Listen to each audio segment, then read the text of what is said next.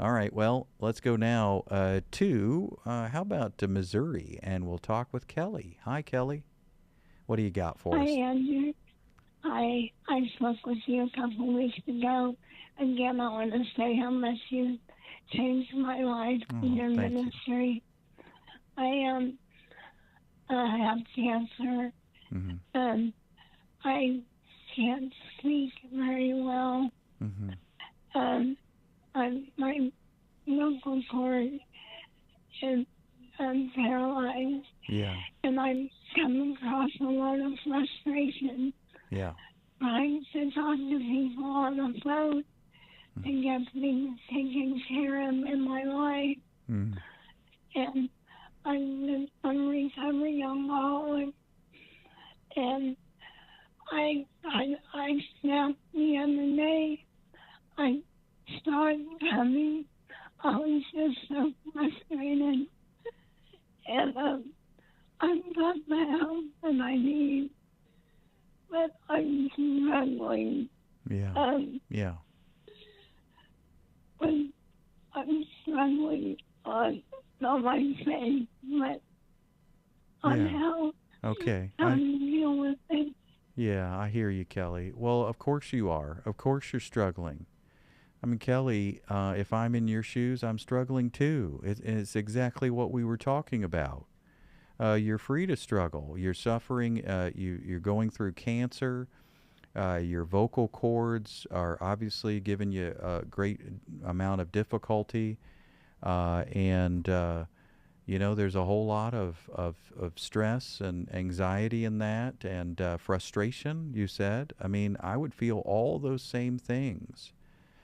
So, first, I just want to say that's not unusual. Any human being listening to this program, any human being on planet Earth who were going through, if they were going through what you're going through right now, then they would feel what you're feeling. And I know you said you're struggling with your faith, um, and I get that, but I want you to know that it's probably at the root of that struggle is probably that if Christianity were real, then I would be feeling better in this struggle. And if Christianity were real, I would be doing better in this struggle. And man, I wish that for you, and I will pray for you. But let me tell you that that's not always the case. And you know that. I mean, look, the Son of God, tortured, killed, crucified, buried, assassinated. The early church, tortured, killed, dragged from their homes. I mean, what part of this message? I don't see it. What part of this message promises us that we should be doing better and feeling better and, never encounter this? I, I, I feel horrible about what you're going through. I'm saddened as I hear what you're describing. I know it's great suffering, and I'm so, so sorry. I can't imagine it.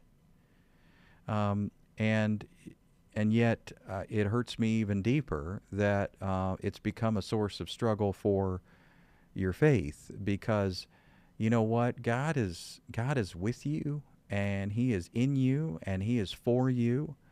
And I know sometimes we equate God with feeling better. I mean, if I had more faith, or if God were really good, then I wouldn't feel this. Well, the real message is that planet Earth stinks. I mean, planet Earth has brought us cancer. Planet Earth has brought us all kinds of difficulty, war and conflict and disease and sickness.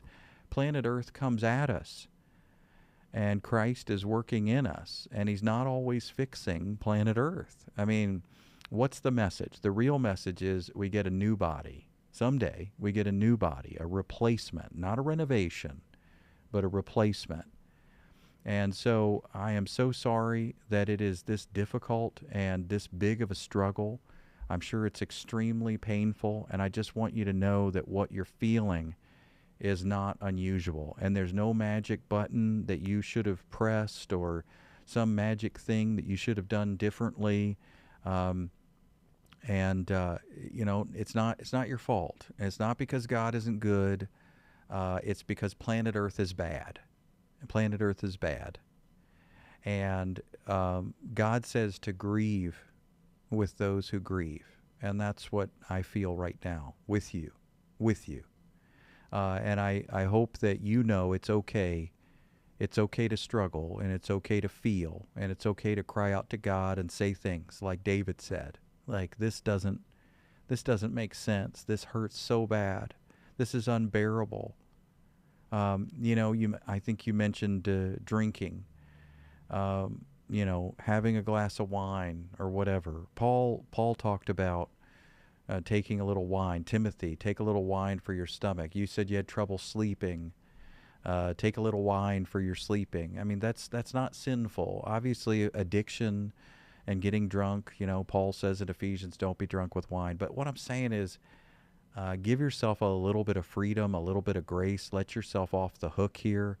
Not in terms of anything sinful. I just mean don't judge everything that you feel, and don't call yourself a failure, and don't measure your emotions and imagine that you should be feeling more victorious, even as we were describing that topic. Because no one in their right mind would be going through what you're going through and just feel great. It's just not a fact. You have physicality, you have emotions, you have feelings. You're a human.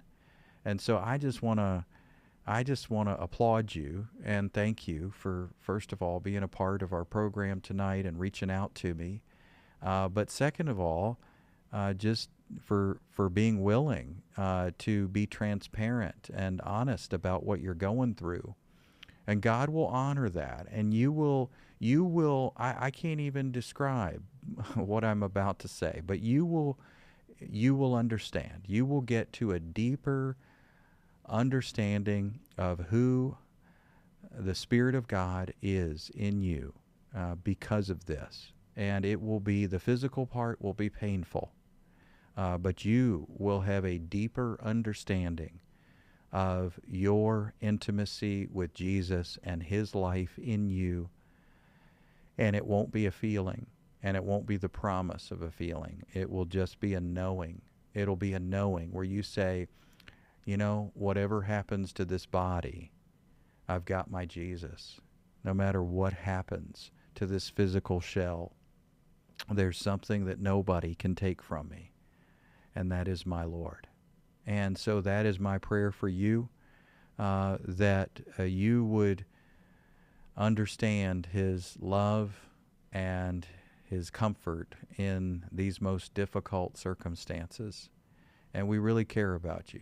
We care about you, Kelly, and we want you to keep calling in and reaching out. And you can email me anytime. My email, and please do, you can email me at andrew@andrewfarley.org. Write that down and shoot me an email sometime really soon. andrew@andrewfarley.org.